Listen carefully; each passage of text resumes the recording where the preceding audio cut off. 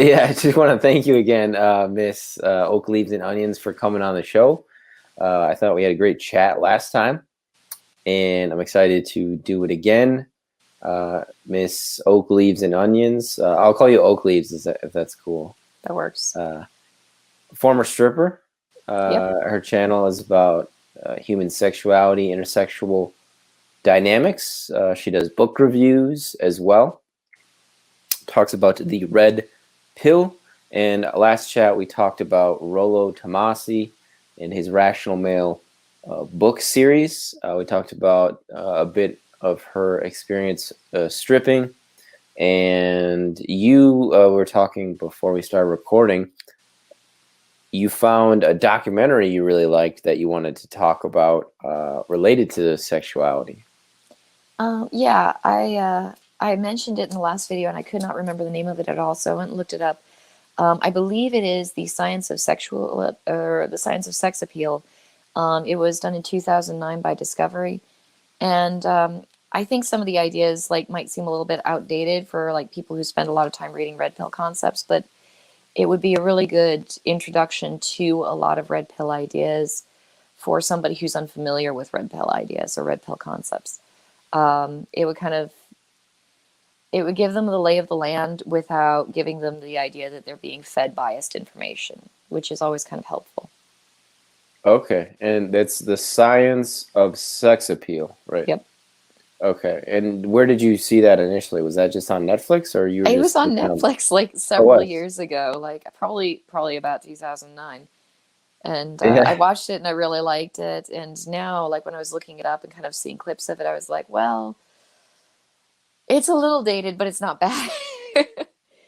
It's still good to give you an idea of just how people kind of operate and some of the things that make us function. Kind of also the idea that we don't know everything that we don't know.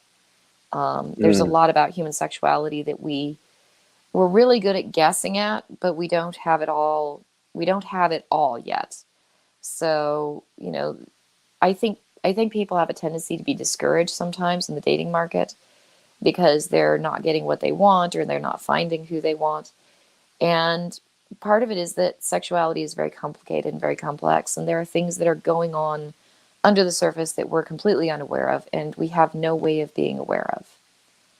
And so it's a really good documentary to kind of fill you in on the fact that there's a lot of stuff that's all subtext that we just aren't aware of when it goes on between two people. My favorite example of that is the t-shirt sniffing contest. Women are attracted to the smell of certain men as opposed to other men. And, you're not going to notice that. Nobody on a date is going to be noticing whether or not they're attracted to the smell of the other person, unless they're wearing a very, very strong cologne. So it's very subtle things, and it's a lot of very subtle things that you're never going to, consciously pick up on. And so it's good to kind of be aware that you don't always know everything that's going on. And it's when, for example, a relationship doesn't work out, it might be stuff that was completely out of your control that neither one of you was ever going to know about. And that's not a thing to be discouraged over when it comes to relationships. So that was interesting. Oh, wow. That's kind of like I don't know what the right word is. It's kind of like a let go philosophy in a way. It's like you're saying there's some relationships that have almost from the beginning an expiration date on it. Because of factors outside of I wouldn't their say control. that necessarily. Well, I mean, sometimes, but I wouldn't say that necessarily. I mean, if you're a guy and there's a specific girl, they talk about the one-itis a lot in red pill circles. I mean, if you're a guy and you have that one girl that you're really into and you really, really want to make it work with her, sometimes it just won't work out. And there could be reasons for that really aren't your fault and really aren't her fault. It could be It could be things that we just don't know about, but like going back to the t-shirt sniffing things, you might just be genetically not particularly compatible. There's something called an RH factor, which I'm not familiar enough to talk about in a well-informed way, but basically, if it's either blood types or certain types of genes interact in the wrong way, it's not going to produce healthy offspring, or it's less likely to produce healthy offspring. I know that I had some relatives who they got married and they tried for a baby, and every time they tried for a baby, all their children were born with the same. It was a very, very fatal birth defect, and they never could figure out what it was. I actually talked with that relative a little while ago when I lost my own baby, and she was talking about how they had a bunch of scientists come in and look at it because they had two perfect examples of babies with the same deformity coming from the same parents. They had genetic material from all the relatives available, and they were trying to study what it was that caused this deformity to occur because it was extremely fatal, and both of the babies died very quickly. Um, and they're still studying it even to this day, even though it happened, goodness, a few decades ago at this point, because they're trying to figure out what happened, but something just went wrong. And it was probably a genetic thing because they were able to reproduce it. Unfortunately, they were able to reproduce the results, which is never what you want to have happen in those circumstances, but they did. So they thinking it was a genetic cause. Hmm. But human beings are really good at identifying a good potential mate. Um, and there are going to be a lot of factors that are physiological or genetic that we're not going to be consciously aware of. So if a guy is pursuing, that one hot girl who's always been the one he wanted, and he just can't get her to date him, that doesn't mean that all hot girls aren't going to want him. It means that one isn't going to want him, and that one might have a very good reason for not wanting him, which might be completely out of his control. He might just be too genetically similar to her, or might have the wrong blood type. Like there are little tiny, very minute details that can get in the way of people forming a relationship sometimes. And so I think it's fascinating, and I think it's something that people who are young, who are single, who are trying to get a date should be aware of, because sometimes it really just doesn't work out, and there are factors at play that we're never going to know about, and not knowing the answer is an okay thing sometimes. Yeah. And do you think that happens a lot where something like that does happen? Maybe I just asked that question before, but where, it is attributes or factors outside of the couple's control that prevents that. Well, that's a tricky one. It's That's a it's kind of nature like how versus you look nurture at. kind of question. Yeah, it Like, is. It's kind of a deeper um, question, isn't it? one of the things that might be helpful with that, like going back to the documentary, there was this really fun study, and this is one of the ones that I remember from that documentary that I just loved. I think we should reproduce that like little example that they did at cocktail parties. Like every time there's a cocktail party with like 20 or more people, um, what they did was they took 10 men and they took 10 women. They tried to make them as physically non-distinctive as possible, and they gave each of them a number. They stuck it right on their forehead so that they couldn't see it, but everybody else could. Yeah. And they allowed them to mingle, and the idea of mingling was to find the highest number and shake hands with that person. And once you shook hands with that person, you were paired off, and then you had to go and stand off in the corner. And it was really interesting because people tended to go to about their level, but they had to Yeah. play around with it a bit first. Yeah. It's And it's so so, fascinating, isn't it? yeah, it was It's it like was real a life, right? it is. And a little bit, like. And it was really, really cool. Like I loved that study. Like, however many years ago, like 2009 or whenever that I saw it. I loved that they did that, and I really do think that they should do that in like late high school or possibly early college classrooms, like for people just to kind of give them this idea that the sexual marketplace is it's you. I mean, you enter into it and you have no idea which number you have on your forehead, and you kind of have to play around with it and get a feel for it and date different people and eventually figure out where you stand. And Yeah. so like it's hard, but you have to actually just go out there and try. And eventually you kind of figure out where you stand, and eventually you kind of find what you're looking for. And I watched that as I was like, trying to figure out if this was the documentary. I watched that scene again and I was like, yeah, this looks like it. And then I thought, that's 20 people in a room. It's a contained kind of experiment.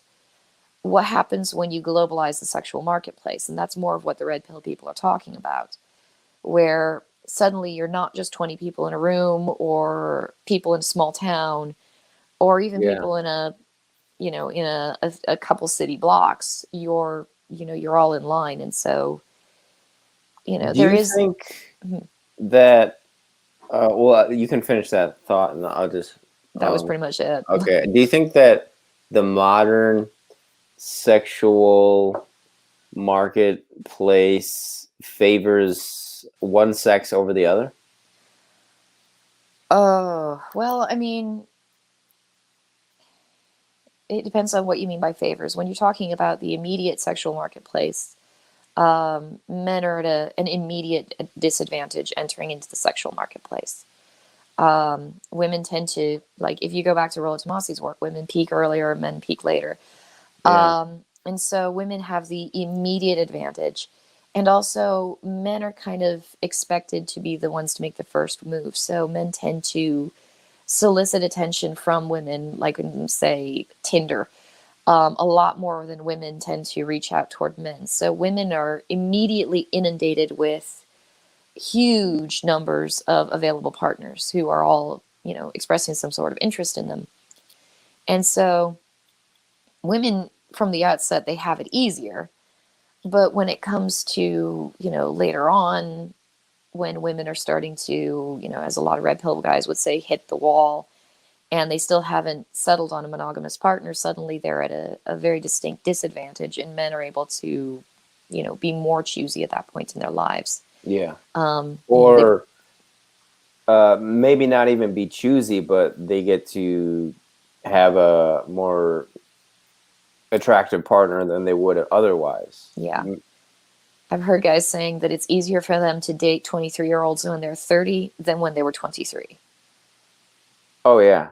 Yeah. Oh yeah. But So, yeah, I mean that's, yeah, no doubt for sure. But honestly, I think that might be one of the hardest ages to date is 30. But despite that statement, they seem to me like um, almost like, I don't know, like, especially if they want kids and they don't have kids yet, and they're pretty and they still haven't like settled down. I think those are like the choosiest. oh, women at 30 or women at 30 are completely like men at They, 30 should not necessarily date women at 30. yeah, I mean, well, they can be, if they don't really realize their own value, right? If they're overestimating themselves, I think that can be very deleterious to them, to where they're like just waiting forever, type of thing. And that goes back to what you were asking about when you were saying whether or not the globalized sexual marketplace benefits, men more or women more, or gives men more of an advantage or women more of an advantage. It gives women an immediate advantage, but it can very easily hurt them if they assume that this globalized sexual marketplace that hits them on the face, if that's, oh crap, I'm getting an echo. I think that's my phone, actually. I'm sorry. If they get that and they assume that they are able to, tie down like tens because that's what they've seen available to them, and then they carry on that impression that they're a 10 when really they're, 5, 6, just average. They can end up in their 30s without a partner, wondering why they can't find a partner, and constantly disappointed because they've had this globalized experience and they think that they can just skim off the top. And so Yeah. in that way, it's not so good for them. I think it's a huge, just a perception and self-awareness thing, I think is something that really changes for, I think, guys and girls, particularly in the transition from high school to university, and particularly if they go to a large university and they're coming from a small high school, this is advantageous to the females and extremely disadvantageous to the guys because, well, at least I think it is. I mean, it depends, of course. I mean, this is a generalization, but like just speaking on my own, my own experience, because that's all I can really share. I had a lot easier time as a freshman in high school than a freshman in college getting attention, I think. But even I think a better way to put it would be like I was just higher up on the totem pole in high school by virtue of the fact that it was a smaller pond. Whereas when you go to university, you're just, a random person, right? A random student, a random male student, no less.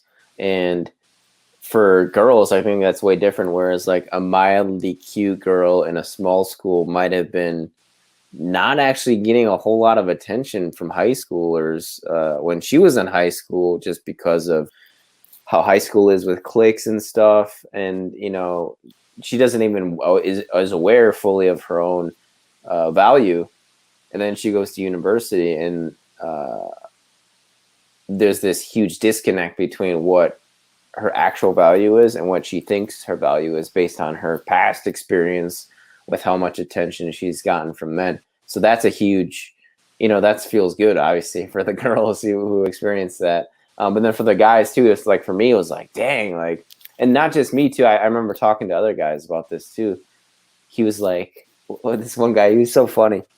He was on my dorm room floor my freshman year. He was just the loudest guy. Everybody loved him. And he was saying that he was lamenting that college wasn't like, like a girls gone wild party or something like that. And I'm like, dude, they use that as marketing, and I don't know, it just, like that cognitive dissonance, right? Where it's like, okay, you're a popular jock at your high school of 2000, but if you go to Ann Arbor or University of, Wisconsin or USC, there's like 30,000 students. Like nobody cares, like really, or more, sometimes. So I think that adjustment is really difficult, unique to each person. And in the context of the global marketplace, like Tinder or something like that, it's not quite as transferable or applicable because there's so many more people on the internet than, just in school, whatever school you're going to. Yeah. Well, I really wouldn't know because I went to like this small town community college and I didn't stay very long. So I ended up going to college with pretty much everybody that I'd gone to high school with, unfortunately. Yeah. I do think that possibly like hitting 18, like the moment a girl turns 18, suddenly everybody who's older than her can start dating her, technically. And so she's going to start getting a lot more, like a massive amount more romantic attention, or at least this is something I noticed when I turned 18. Like before 18, it was basically kids in my high school and, my own age group. After Yeah. 18, suddenly like 35-year-old men are hitting on me and I'm like, okay, so my Really? 59-year-old Tai Chi instructor, I was 19 at the time. He tried to get me to sleep with him. I was Wow. like, How did he do that? well, I started taking Tai Chi lessons and there weren't that many students, and like anytime I was either early for class or late to leave or whatever, he asked me like if I wanted to come out for coffee, and I didn't really have any friends, so I was like, hey, sure, why not? If you're an 18-year-old girl, you're not necessarily immediately expecting that your 59-year-old Tai Chi instructor is going to try hitting on you. And then he started just sort of pushing it from there. So we went out for coffee and he started getting really flirtatious and then more flirtatious. And eventually I just had to quit Tai Chi. So that did not last. That did not take a long time. I think I stayed in Tai Chi for less than a month and he started moving really fast and not subtle at all. Yeah. So yeah, it's kind of this sudden avalanche of male attention that can kind of hit a girl when she turns 18. And she'll probably be noticing that like if she goes to a university all of a sudden, because that's 18, that's right there. Oh yeah, and they go, you know, I think anybody who goes from like having not very much power to having a lot more power relatively in a short matter of time, it makes them go a little uh power mad a little bit, you know. Yeah. I But was I was oblivious to it. Like I was so oblivious to it in high school. I remember I remember I was in it was in one of the hallways and our high school had multiple floors, so I was going down the stairs and some guy on the top floor started literally singing to me at the top of his lungs in the middle of the hallway in the high school, and I remember just looking at it like you're a loud nuisance and I don't know what you're up to. I just kind of kept going. I was completely clueless. My parents, when I was a little girl, told me, you know, you can't date until you turn 18. So I just looked at it. I was like, okay, so this dating thing isn't going to be a problem until after my 18th birthday. So I ignored it and I had no idea what was going on. that's funny. Oh man. I accidentally cock blocked other students without having any idea that they were trying to like get together with girls. And I was clueless. Like I was completely oblivious to it. I was just kind of Yeah. blindly stumbling the halls of my high school, like with no idea. Wow, that's funny. You seem introverted to me. Very. Yeah. Very. I had my own things I was working on in high school, and I don't think a lot of people actually knew what all I was going on in high school. I was actually in my last video. I promised to make a video about like my just growing up because I had an unusual childhood, and Hmm. so I'm gonna be doing that at some point, and that's going to be interesting and weird, and probably I don't know who's gonna actually watch that thing, but it's probably going to be titled something like "My Messed Up Childhood" or something because I had I had too many other things going on to actually even remotely care about sex. And the only time I really noticed anything about sex or sexuality as a high school student, it was just like other people's attention to it and other people's constant obsession over it. And eventually I realized that talking about it was a way to maintain conversations with people who were otherwise completely uninterested in my life. And so I would talk about sexual stuff with other people. They get all fluttery about it. I'd be like, you know, this is a great way to have a conversation with folks. That was kind of me in the strip club too, talking about sex with people who were really interested in it and being kind of like, this is an excellent way to have conversations with folks.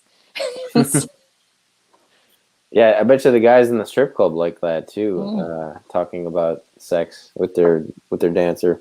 Oh yeah, that's a great way to make money. Great way to make money. Spicing up those tips a little bit. Yeah, and the funny thing is, like, I think all young strippers do that. Hmm. And I remember, like, the really, really new strippers. There was one in particular who was talking about, like, she was just going on and on about it. And it was funny because she was talking about all the guys she slept with. And she made the mistake, I think a lot of young dancers do, where she was just sleeping with every guy she met. Like, anybody who was remotely attractive or interesting. And so she was talking about like all these military guys she'd been with, like just one after the other, after the other, after the other. I was just thinking, like, girl, you're gonna wear out in like a couple months at the rate you're going. Like, this can't be healthy. Um, but that was what she was going on about. And I remembered, you know, I didn't give her a hard time for it because I remember when I was a brand new dancer, I tried to make it sound like in conversation, I tried to make it sound like I slept with like half the town. Like, anytime I was talking with a guy, I wanted to sound as available and you know, interested as possible. And so I would talk like, you know, like just a raging promiscuous slut. And I mean, the truth is, I was kind of exaggerating, shall we say? But you know, I wanted the money, so I kept going. I kind of mellowed out as the years passed, and as I had been dancing over time, it was kind of like, okay, you don't need to sound like you've been the village bicycle to convince a guy that you're, you know, ready and willing. Like, they kind of get that idea just by the fact that you're running around in lingerie. They just assume it. They pick it up, and so, you know, you smile, you make eye contact, and they do the rest for themselves. Yeah, yeah. I don't know if I've met a girl who's really that impressive with dirty talking. I've never been good at it. I've never Yeah, been good at it at all. I girls know don't some have to be good at it. dancers. I They know don't have some to be good dancers with are. their words. Oh, they have to be like dancers who are good at it make so much more money. And so I Yeah. know girls. I knew one girl. I think I mentioned her last time. Like, she had like $2,500 after one night with one customer. She was slightly overweight, like she was an overweight dancer, but she probably had a very dirty mouth. Like, it's conversation wise, not to be assumed for any kind of like, she didn't do anything illegal, shall we say, but Yeah, I understand. yeah, she had a probably was very, very good with her words. I was never that good. I just kind of came bouncing up to people, being happy and friendly, and that was enough to get me a $25 dance here and a $25 dance there, and it worked. Some women, like, I don't know. I should probably go back to a strip club. Do I they should have probably go back to a retirement strip club and get plans? a dance from somebody just to hear what they have to say. What Um, compared to like what how you used to dance, or is that what you're well, I saying? mean, I've been retired for way too many years now. When I was younger, before I met my husband, my plan was I'll wait until I turn about 28-ish, and then I want to become a welder. And so I was gonna take like welding classes, unless welding just wasn't really Welder. my thing. And then I was gonna do something else. Like I didn't really know at that point, just whatever seemed interesting. I mean, I worked on an ambulance before I became a dancer, so I was kind of like, it's not like there's stuff. It's not like there's not stuff that I can do. I just need to figure out whatever it is I'm interested in doing and then just go do that thing. And that was kind of my attitude when I was like 23. And people would ask me, well, what are you going to do when you're 30 and you're not pretty anymore? Which I thought was kind of funny because, women don't necessarily stop being pretty at 30. They just have to work a little harder. Um, but I just looked at it and I was like, well, whatever I want. I'll do It's kind of whatever I a want. rude question. I mean, the guy was drunk and he was high on a bunch of cocaine when he asked me, so I kind of just took it in stride. Yeah, But yeah. he didn't Good like my way to do it. answer. He didn't like my answer at all because I was like, I'll just do whatever I want to do. And he was like, well, I mean, seriously. And I was like, I am serious. Like, the world is a fascinating place. I'll find something that's interesting and I'll just go do that thing. This guy sounds like he's trying to be your dad or something. He was really high on cocaine. I had, at that point in time, I was in New Orleans and I wasn't taking the best care of myself. And I had worked the entire night up until closing and I hadn't eaten anything. And Oh, I that's didn't the worst. realize up until that point that I hadn't eaten anything. And so my blood sugar was plummeting and I was starting to get dizzy and, just feeling really not so good about myself, like not clear-headed at all. Yeah. And the place where I was staying, of course, they locked their kitchens at night because there was a lot of drugs in that area. It was New Orleans. And so this guy who was already drunk told me that he was going to walk me to the best hamburger place in all of New Orleans. And I was like, okay, that's awesome. You take me there. I don't even care about my safety. Just get me somewhere where there's food. And so he took me to his room first. He took me to his room first and did a couple lines of cocaine because, of course, in New Orleans, everybody was doing cocaine. And then I started walking across the streets of New Orleans in the middle of the night, like at 2 a.m., with a total stranger from the hostel that I was staying at, who I knew was drunk and high on cocaine. He, true to his word, he took me to this really excellent burger joint. I had this lovely burger with like mushrooms and blue cheese, and then he took me to some sort of jazz place, and we listened to music for a little while, and then he took me back home. So Oh, what that was a awesome. very gentleman cokehead. Very gentleman cokehead. I've actually had really good luck with like the cokeheads in New Orleans, at least. Now I was Nice cokeheads. paranoid. Yeah, nice cokeheads. Like the time that I was in the bathroom and all the women were doing coke. Yeah. Like I finally got into a bathroom stall and I closed the door behind me and I sat down and I'm like, okay, that was weird. And then all of a sudden I hear, excuse me, and I look up and this gal is peering over the stall because she's got like 12-inch heels on, so of course she can look over the door of the stall. And she's like, excuse me, I was so rude. I forgot to ask, did you want some? And I was like, no, no, thank you. I'm good. Thank you. So she's like, okay, more for me. And she just disappeared like back behind the stall door. It sounds like it's like a TV show or a movie scene or something. Girl goes into the bathroom and gets offered coke very politely. Very But politely. Very politely. so you were staying at a hostel while you were stripping in New I Orleans? was I was staying at Wow. this like really lowbrow hostel. I think it was like It was like 15 or $30 a night. I think it was 15 because I was in a bunk. I was in this room with a bunch of bunk beds with a bunch of other women. And then one time I came in because I was traveling. And so I would hop over to that hostel and I just show up at the place and be like, hey, do you got a place for me to stay? One time they were all full up at the girls, in the girls like bunk beds, bunk room. And so they let me sleep in the men's bunk room. And so I was sleeping in a bunk bed in a room with like eight, like, let's see, one, two, three, four, like five other bunk beds. So nine other men and me in this room at night alone together.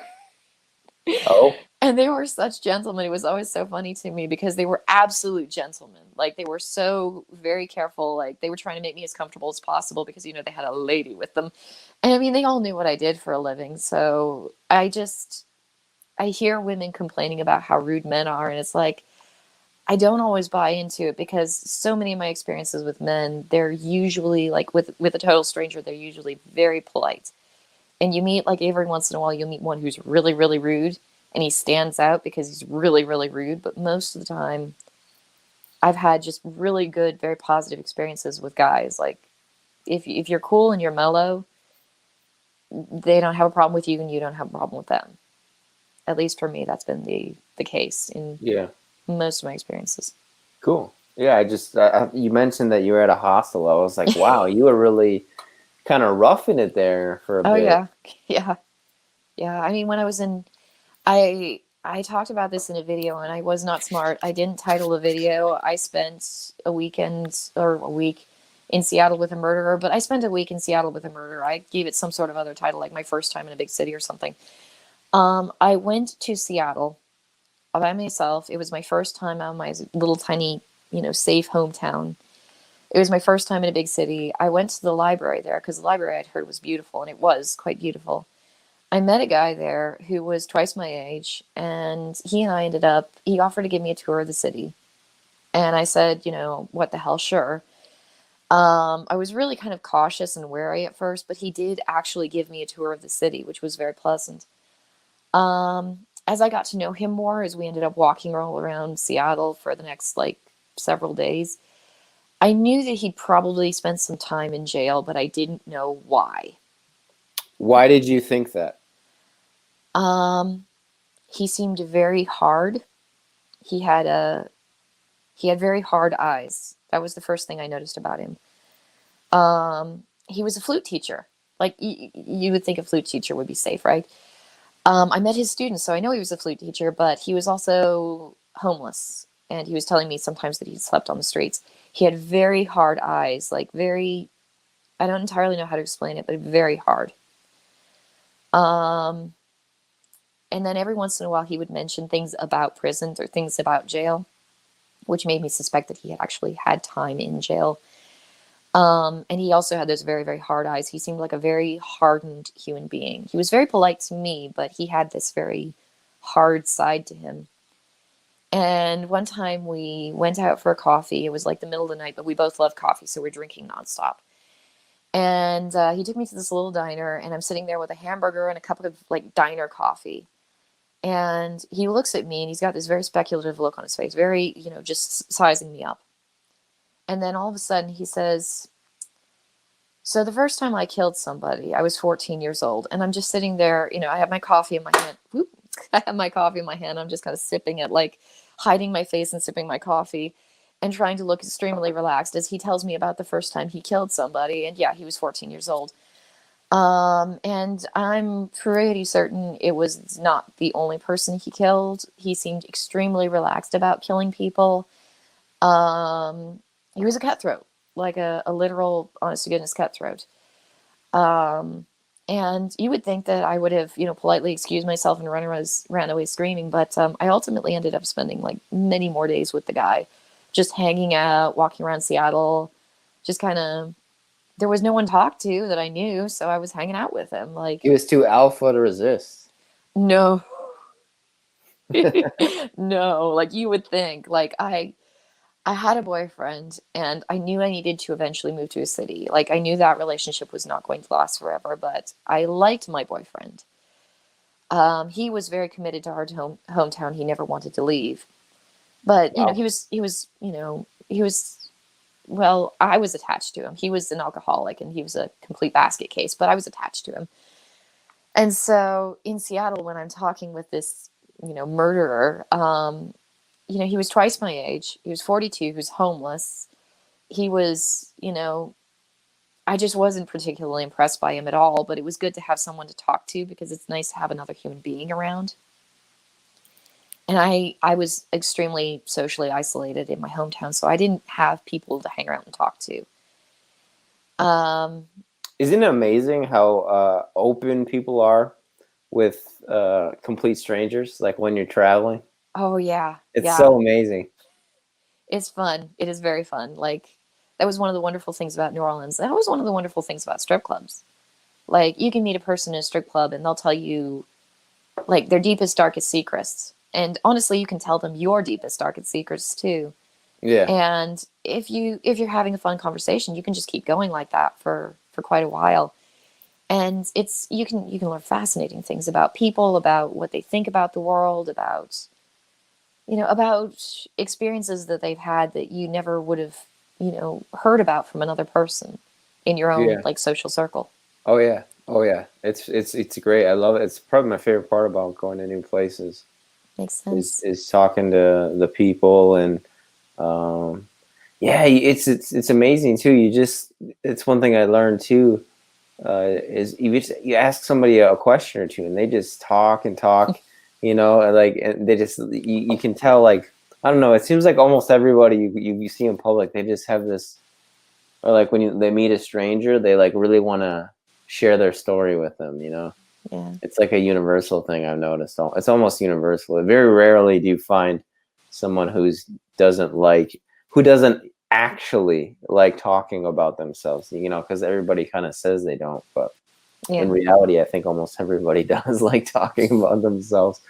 So, yeah, I think it's just a funny and very interesting quirk and observation about humans that I've garnered while traveling.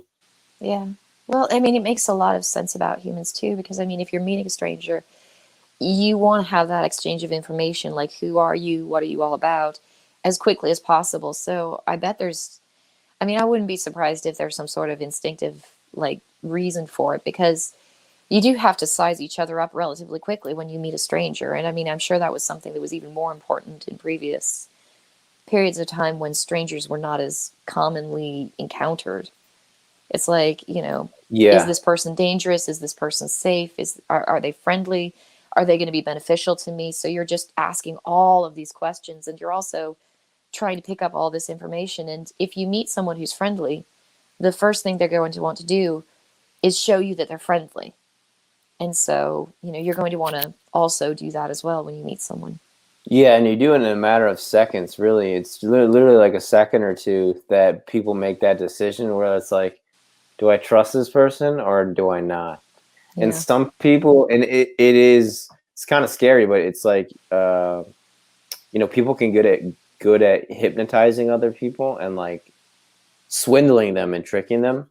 Like I saw this, he just made me think of a short documentary or video I saw about Ed Kemper, who was this guy. He was like 6'9". His IQ was like 140 or 130 or something like that. And he was a serial killer.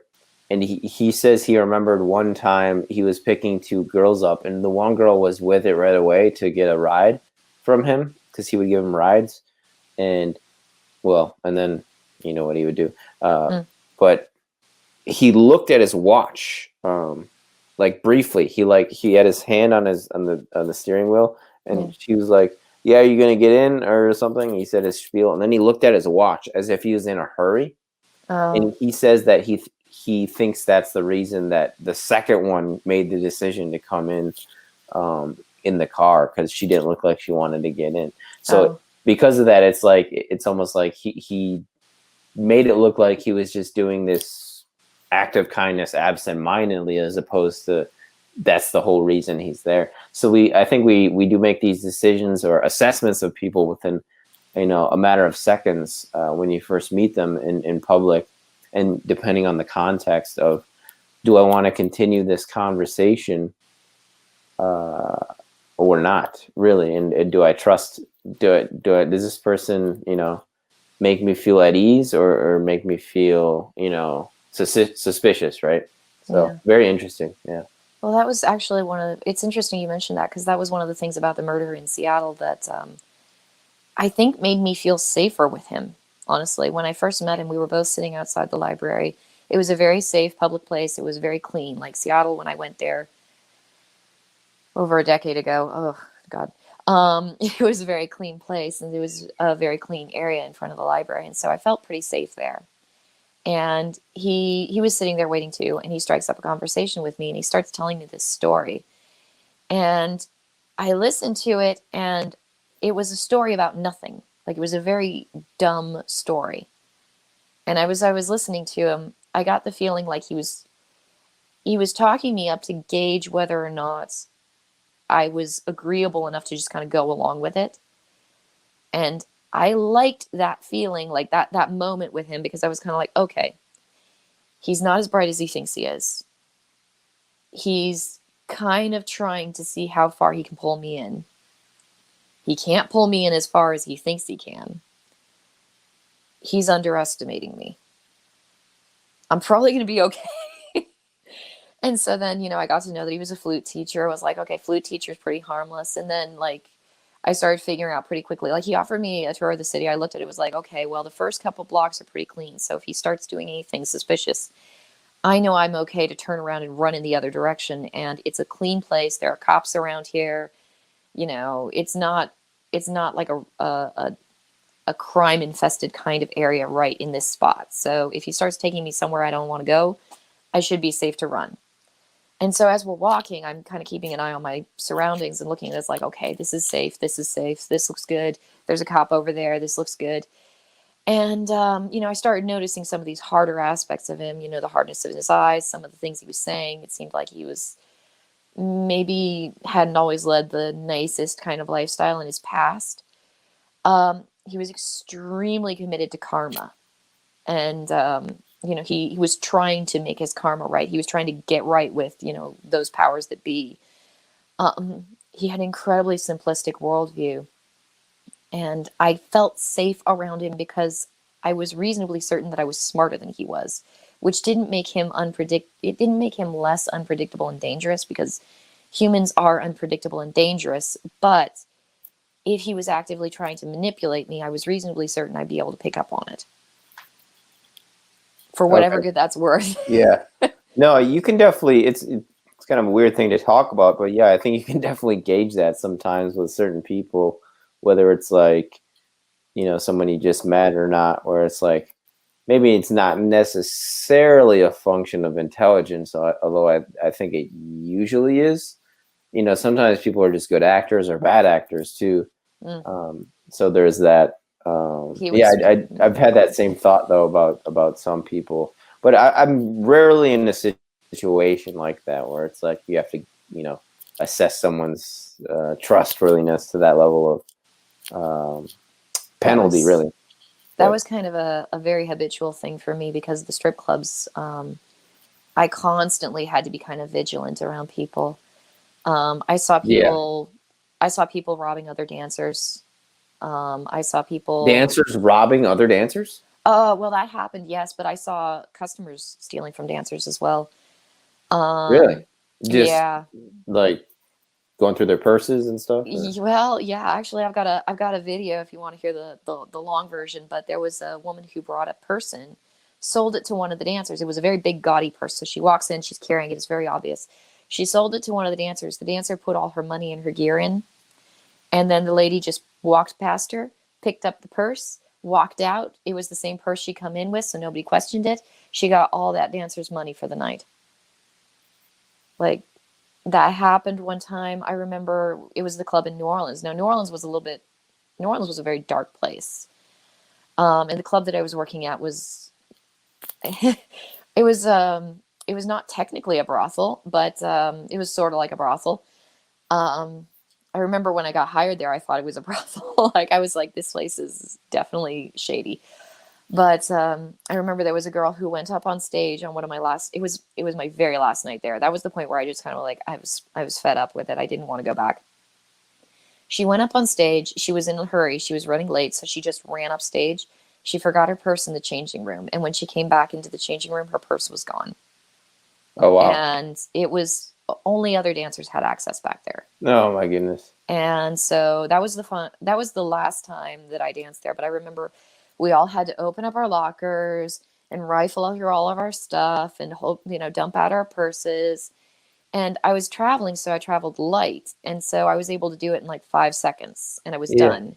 And there were girls who like practically lived at the strip club and they're like pulling like old like food, like deteriorating food, like rotten like old dinners out of the Yeah. backs of their lockers and like Oh my goodness. snacks and things and like piles and piles of clothes. And our manager, like, she wasn't the greatest manager, but I really liked her. She had a great personality. She was really sweet.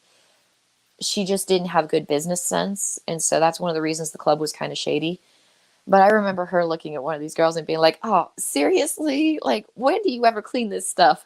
Yeah, right. One of those people that lives at work, Yeah, seemingly. but they never found the purse. And I ended up giving like a bunch of the money that I had made that night to that girl just because I felt bad for her because she was really bummed out. It was a really slow night. It was supposed to be a busy night, but poor management, bad advertising, just a lot of different factors. And eventually I was like, there's no point in me coming back here. So I just left. Okay. I want to ask you about something that's not related to men or women or sex. What do you think of the pandemic and everything that's been going on? And what state are you into? If you could give that context. I've been trying to keep it kind of vague. I'm in the Sure. South. Okay, that's fine. That's fine. I've been trying to avoid actually talking about any of that because I've got some beliefs and opinions. But I looked at it a long time ago, like early on when I was starting the channel. It's like, if I talk about politics, like I'm already polarizing enough. I've had an abortion. I'm talking about sex. I kind of want to just keep it there and leave Okay, it. that's fine. Which probably isn't the answer you want to hear. And I've No, not kind at of all. tried watching some of your videos and they're interesting. I just, for me personally, like, I'll talk to anybody. Like, that's cool. I know that for myself, though, I don't ever want to say anything and then get quoted in the future. Like, that's And my then worst get nightmare. quoted. And then be quoted in the future. Oh, okay, Um, like out of context or something. out of context, but also, like, it's just, I'm talking about stuff that people are uncomfortable enough about anyway. And I don't want, like, I want anybody from any political background to hear what I have to say and be able to learn from it or learn other materials from it if I'm doing book reviews, like figure out whether or not it's a good book, without feeling like they need to take sides in the political battle, or any aspect of the political battle, because I think that that's something that happens too often, too readily. And I have friends on both sides of the fence. I have friends who are really annoyed by COVID. I have friends who are terrified of COVID. And they're all people that I like. Yeah. And it's like, I don't want anything to interfere with my being able to communicate ideas. And I'm afraid that ultimately that might eventually interfere with my ability to communicate ideas, especially since politics has become so it's just gotten into everything. Like, I remember there was a guy who had a Yeah. cooking channel. He had to do a special video saying that one of the recipes that he'd made on his cooking channel had nothing to do with politics. It was just a recipe on his cooking channel. It was a good recipe. It Wow. was tasty, so he cooked it. And it's like, when it gets to that degree, it's like, it's just become too much. Yeah, I agree. Do you think? Well, okay, that's fine. Well, off camera, I'll bring something up. Certainly, definitely ask me off camera. Like, I feel bad about it. It's not the greatest answer. It's not the fun answer, but Yeah. it's the safe answer. And so, there you go. Maybe For what next it's worth. time we'll have some luck with it. But we still got a bit of time left, so I wanted to ask some more questions. I guess how long were you stripping for? Like how many years? 8 years. 8 years total. Okay, so Yep. you have kids now. Yep. So your mom. I'm a stay-at-home mom, and Okay. that's my job these days. Okay. Um, Excellent. it's kind of funny. Like, I don't think I've actually mentioned this really in any of my videos. Like, people who do the math can figure it out, but I did continue dancing after I met my husband for several years. And I continued dancing while I was pregnant with our first child. And then after I had our first child, I continued dancing for a little while. It wasn't until I had our second child that it was kind of like, he came to me, he's like, maybe it's time to just quit and stay at home and be mom. And that was really, really difficult for me, actually, like incredibly difficult for me to let go of the job because there were so many things that I had, like so many parts of my life that I had tied into that job. And Okay. so that was kind of hard and weird for me, but yeah. It ended up being a good thing. I wasn't as cranky and tired, and I was able to kind of focus more on being a mom to the kids. And then Yeah. I stopped dancing for a while. Like I abandoned the pole. Like I've got a pole at home. I stopped dancing on that for a while, and then I lost all my flexibility, which is really, really sad because I miss it. I'm sure you'll get it back pretty quickly if you start stretching again. It's been a while. It's the one thing that I have not yet been able to replace about being a dancer that I really miss. I would go into work and I would spend the entire evening working out, and it was pretty intense workouts. There was a lot of, I suppose you could say, I've seen people compare pole dancing to like a mixture of yoga with weightlifting. Um, I tend to look at it as being very similar to like high intensity interval training because you get called on stage and you're there for a very short period of time, but you're trying to do as many pole dances and as much intense working out as possible. But the kind of workout you can get in a strip club, there's just like for me, there's no comparison. Hmm. I was incredibly healthy, incredibly fit. I used to get the zoomies. Like it was so fun because like I was so muscular and I was so fit and I was so flexible that I couldn't sit still. And so I was constantly like stretching or moving or adjusting. And sometimes if I got bored at work, I would go over, flip myself upside down, and then do push-ups against the wall, like upside down push-ups. Um, just because I had so much energy, I was constantly burning. And now I'm like a couch potato, and it's like, what happens to me? Like, I still haven't entirely replaced that level of activity. Like, I remember the first time I tried to stop dancing, I got very bored very quickly, and then I started climbing trees. And I would like go out into the woods and I would find like big tall trees that just went straight up with no branches protruding from them. And if you've ever watched a bear climb a tree, like I just grab on, pull myself up, grab with my legs and pull myself up, and I would climb up and down trees. Like I get like scratches all over me from the bark and everything. And I did that because I needed to burn energy. Um, When was that period? When did you do that? That tree the, climb? the first time I tried quitting pole dancing, I was like 23-ish, 24-ish, like probably 24-ish. Oh wow. And my husband and I, like we decided he was going to pay the bills for a while. Like I'd been paying the bills as a dancer because he had just moved to town and he didn't really have a job set up for himself. Like he had temp work, but not an actual job. And so we I kind of quit for a while and he took over, earning the money. And I was trying to do the stay at home thing and there wasn't a lot for me to do. And I was really bored and I am one of those people who kind of, I'm a lot saner and a lot more mentally healthy when I work out regularly. Yeah, I think that's everybody. I think that is everybody, but for me it's like particularly noticeable. Oh Like I'm no, yeah, just so I aware of got it. you. I got you. Like I get depressed and anxious if I am not working out regularly, and so I just have to. And I know so many people who don't work out, who don't understand like why I'm so addicted to it. And it's like I just want to feel good. Like Yeah. that's it. Um, but yeah, there was like I think it was about a month before we gave up on that. Like there were a bunch of other things. Like we had just moved to this one place that we were staying at, and that living arrangement wasn't working out for us, and so we moved back to where we had been.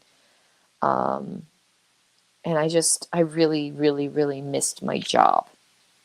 And then when I quit the second time, like when I quit for good, I still really, really, really missed my job. Even to this day, I really miss my job. And, I'm 33 now, so it's kind of, I'm settling into the reality that I can't go back to work. Well, we got But our age. yeah, the age issue. And, There you go. Well, isn't there like a demand for MILF strippers? So you could fulfill that, right? I knew women who were strippers who were literally grandmothers, Wow. and more than one. Um, but for me, it's like we've got the kids. The kids are in school now. One of these days, even the YouTube channel that I have where I talk about being a dancer is kind of pushing the edges of my husband's comfort zone because he's like, you're leaving a digital footprint. It lasts forever. Anything that you say on here is going to follow you for the rest of your life and is going to follow your kids. And it's like, well, yes. And so I'm not going to do anything particularly risque on my channel, but at the same time, like this is kind of who I am and what I'm about. I Yeah. talk about sex. That's kind of it. And Yeah. I'm not trying to be lewd or, particularly lascivious about it. It's just, this was my life for a long time. This was a huge part of my life for a very long time. And Yeah. it was huge for reasons that I don't think it's usually, it doesn't always, not every woman who goes into a strip club goes into a strip club for the reasons I went into a strip club. And so for me, it was a much bigger deal, I think, than it was for your average stripper. Like your average stripper probably wants the attention, probably wants the money. Me, it was about this huge and very radical lifestyle change that I was undergoing at that time, and this massive improvement to the quality of my life on so many different levels because of it. And so, I mean, it was really hard to give up because it was the point at which I stopped being miserable all the time in my life, and I started becoming a happy person, a healthy person, a functional member of society. And so it meant a lot more to me, I think, in that regard. So, Why? What could you explain that a little bit more? Why it was multidimensional for you, well, going and becoming a stripper, other than just the money and the attention, which I'm sure you liked. I mean, it was the money. The money was fun. Like the first night I danced, I expected my goal was to make $10. I went into a strip club. I was like, I am not pretty, particularly compared to what I had imagined strippers were going to be like. Like I thought they would look like movie stars or something, or like you imagine strippers to look. And in my hometown, in particular, they definitely didn't, especially in that club. Yeah, there's definitely a spectrum. Yeah, and They don't all so look the same. no, and I mean that club, it was a small town strip club, and it was like there were two strip clubs in that town. This was the low end strip club, and so like all the women were in their mid to late 30s, and they were overweight. So I stood out right away. I didn't realize that was going to happen at all. So I come in there and I'm like, okay, I'm not as pretty as I probably should be. I don't know anything about makeup. My hair is too short. I'm a little Your hair was overweight. short then too? Actually, my hair's kind of done this weird thing. At that point in time, it was, yeah, close to this length, honestly. Um, Shortly before, like, I cut my hair, oof, right before I started my YouTube channel. My hair was down to my butt. I did actually grow it out at multiple points in my life. In my wedding pictures, my hair was down to lowish on my waist. And so when I got married, I just had flowing hair everywhere. And it was weird because I look at my wedding pictures and I look kind of like this weird kind of midget because I just had hair everywhere. And so I was short to begin with. And then I had hair all over the place. And the hair was so long that it made me look even shorter. Oh, are you And so are you pretty short, girl? I'm a little bit on the small side. I'm only 5'3", which is not like midget, but it Yeah, is small. It is that's very yeah. small. You are petite, yeah, for sure. Yeah.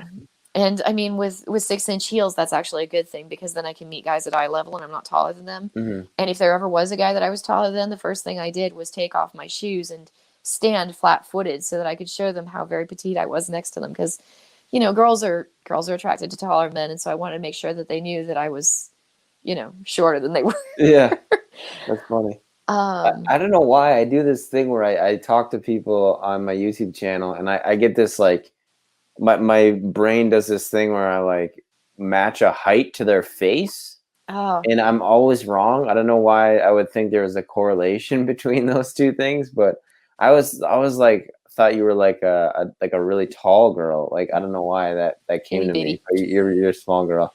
Very itty Yeah, that's bitty. good. Petite. We like petite here, so that's totally cool. But I interrupted you as you were finishing up your story there. I got lost. I lost my train of thought. But I know you were talking about the multidimensional one. Yes, the money. Yeah, that Right. was the I question. came in. I wanted to make $10. I was like, okay, overweight, hair's too short, don't know anything about makeup, all this stuff. I made about $300 ish on my first set. I can't remember the exact number at this point. Oh Not wow. first set, first night. Mm.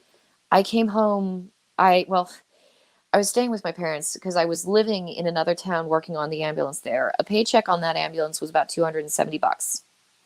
Biweekly. Biweekly, yes. Oh wow. And so Wow. I mean they don't pay EMTs very well. Like the people who come and save your life when you're having a horrible life-threatening emergency, just remember those people are not being paid well. Yeah. And I mean it was a small town, so they had a small town budget, so that probably affected things. But I was getting $10 an hour, and then on top of that, like they were taking a bunch of money out for malpractice insurance and whatnot. So taxes, malpractice, all that. Eventually, you end up with not a lot of money, like $7 and some cents an hour. And I made about 300-ish on my first night, and I called up one of my friends and I went over to his house. And I didn't have that many friends, so he was basically one of the only friends in the world that I had to, that I could call a friend. But I knew he was up because he was a night owl like me. Went over to his house, walked into his living room, took this grocery bag that was just full of money, flipped it upside down, and dumped money all over his floor.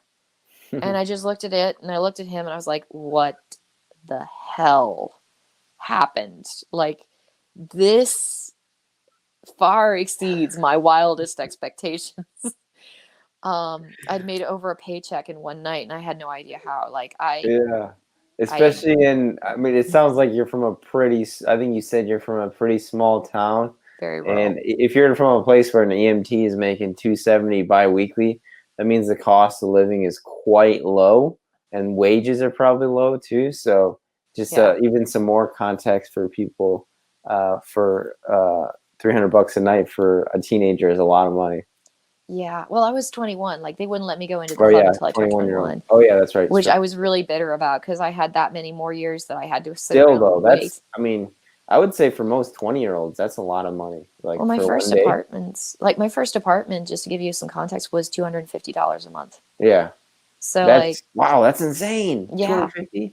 yeah. And then Wow. my alcoholic boyfriend that I mentioned, like I mentioned that I was attached to a guy back home.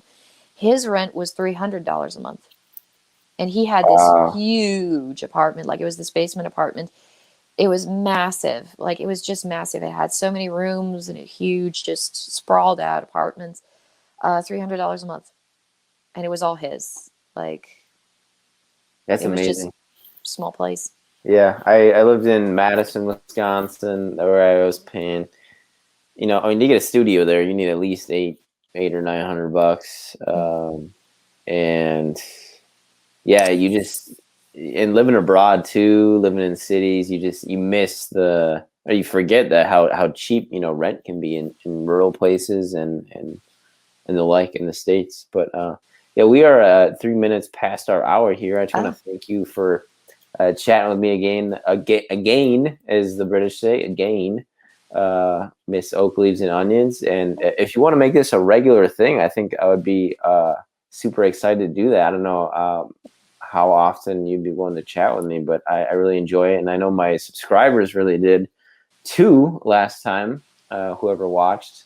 The views were there, but not as much commenting as usual. But the likes were there too. So awesome. yeah, good feedback.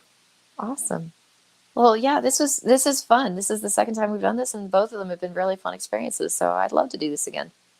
Awesome. Yeah, definitely. And I have a podcast too that I run with I'm actually in Buffalo, New York right now with my YouTube colleague and mentor slash friend, Shrimp Zoo. And we run a podcast too. It's called the Pandemic Podcast.